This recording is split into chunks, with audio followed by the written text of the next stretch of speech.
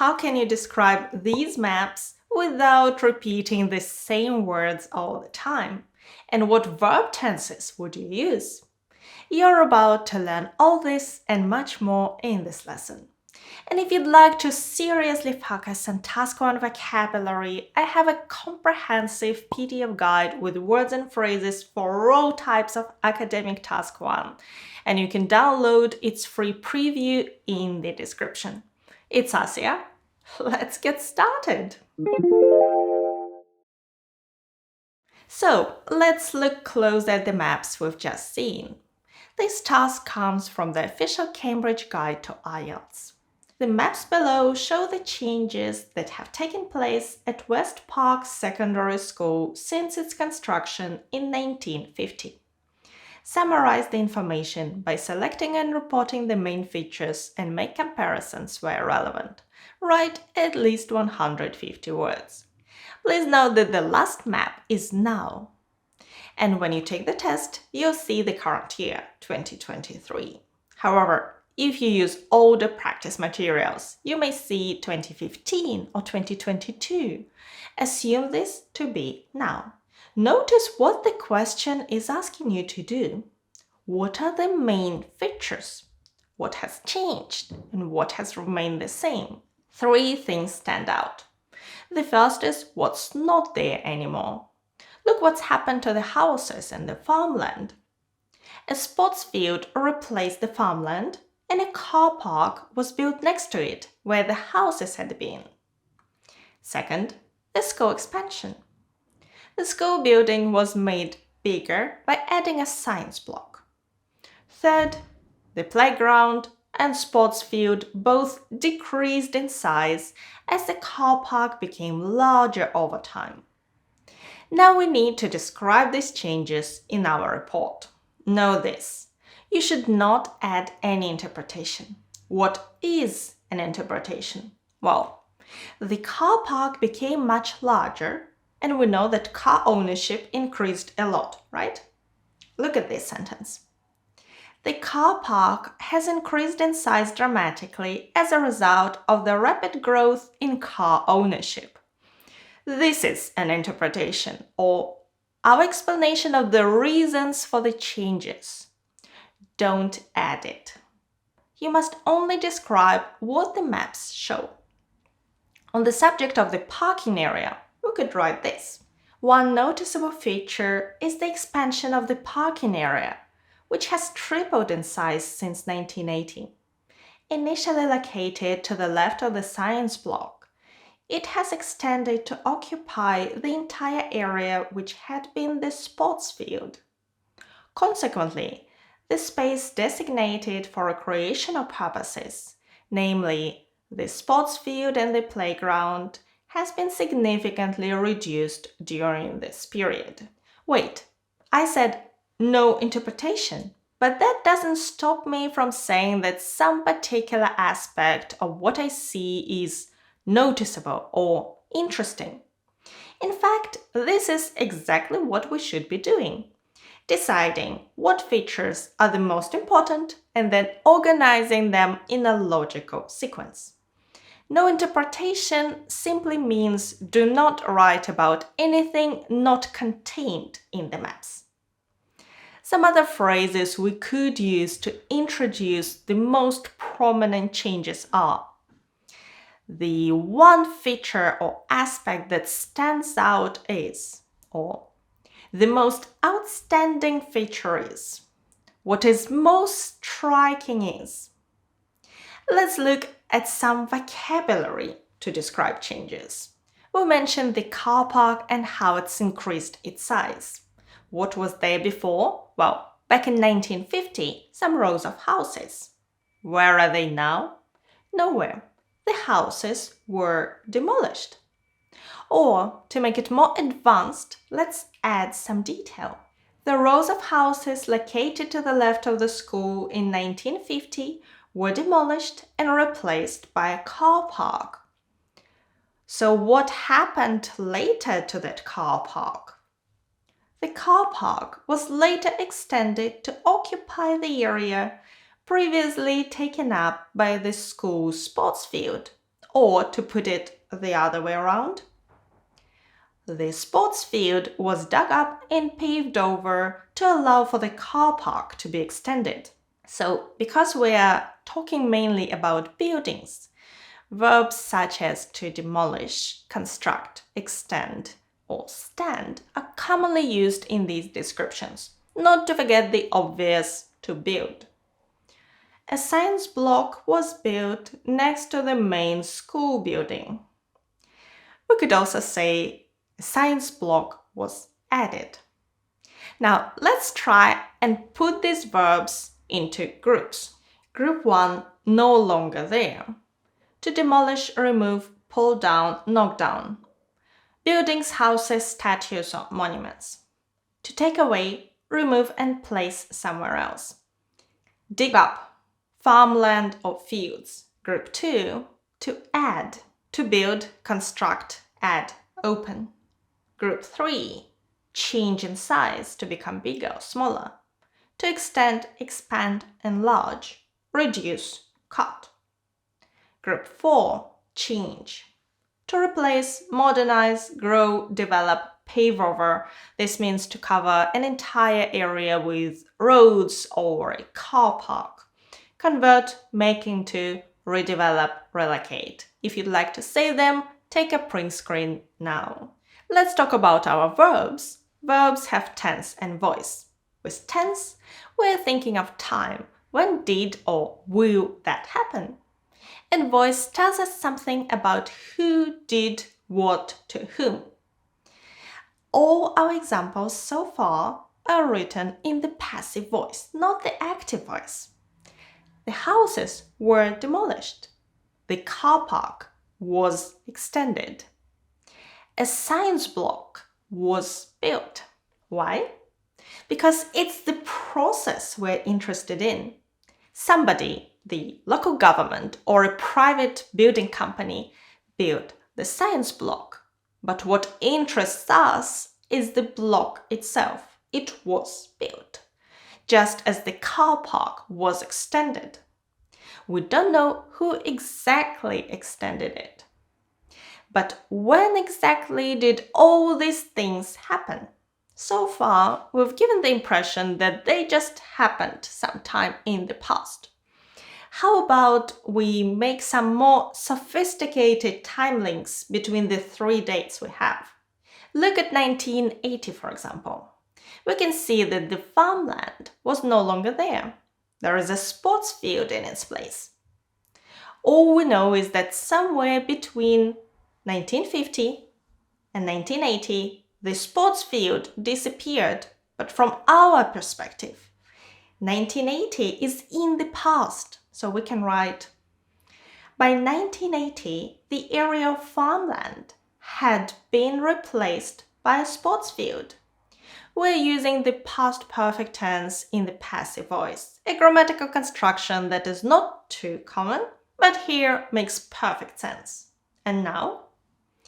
However, as of 2023, the sports field has been relocated in front of the main school building, now occupying part of the area that was previously exclusively taken up by the school playground.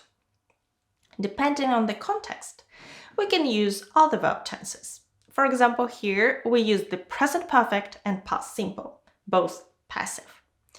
When we're talking about now, we can include examples using the present perfect to show how something that happened previously is still true today. The main school building has stood on this site since 1950, or using the passive voice. As we can see, the playground has been reduced in size to accommodate the sports field. I know it may seem a bit confusing. In my IELTS academic pack, you can find in-depth lessons on how to use different verb tenses and the passive voice to describe charts, maps, and diagrams in Task 1. Check it out if you're interested. We've been talking about grammar in Task 1, but our choice of vocabulary is equally important for a high band score. You want to show that you can handle a good range of vocabulary, and that means using synonyms and choosing either more specific nouns or more general ones as appropriate to each case. A Task 1 report starts off by summarizing the basic information contained in the task description. Here it says, the maps show the changes that have taken place at the West Park Secondary School since its construction in 1950. I want to include these changes in my opening sentence. 3 plans illustrate how the West Park Secondary School has developed from the time it first opened in 1950 until the present moment. So, a map can become a plan which shows or illustrates or depicts changes or developments that have taken place or occurred or perhaps happened since a date in the past, or from that date until a later one, or just over a period of time, over a period of 70 years. We could rewrite this sentence a number of times. Let's try. 3 plans covering a 73-year period depict the main developments to the West Park Secondary School since it was built in 1950. Another good verb to use is to highlight. The maps highlight developments to the West Park Secondary School and its surroundings from 1950 to 2023. But what do we do with the few key words we see in the maps? First of all, be careful with your use of articles, a and the.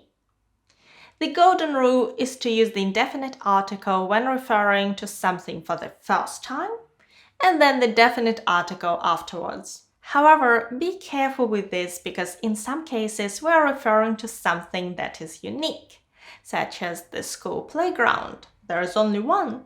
Therefore, we say the school playground and the school car park. So, do we just repeat the same car park and science block, or can we introduce some variation? Generally, it's okay to use these words several times, but we can also vary our choice by using either more general nouns or more specific. Starting with more general, look at this example. From 1950 to 1980, the school playground occupied a large area in front of the main school building. However, by 2023, this recreational space has been reduced by about a third to accommodate the sports playing area. Notice the variation. Playground, school playground, recreational space or area, play area. Sports field, sports playing area. We can do the same with the school building. School, main school building, teaching area. And remember how I referred to those houses we see in 1950? The rows of houses that stood to the left of the school were demolished.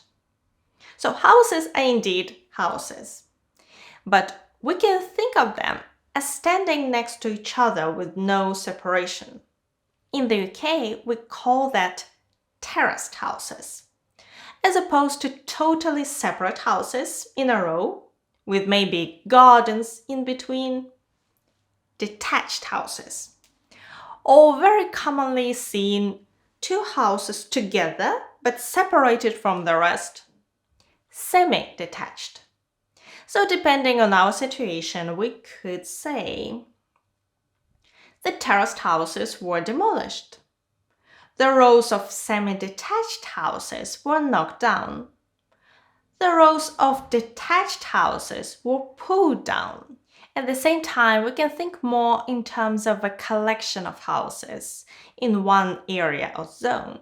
In general, we talk about housing, often in social terms. One issue facing the new government is the lack of cheap housing. On our 1950 plan, we see the housing. We can call it a residential area.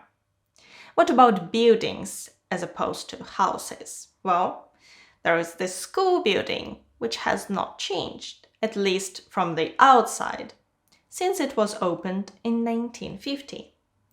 The late addition of the science block gives us another useful noun: science block, office block, residential block.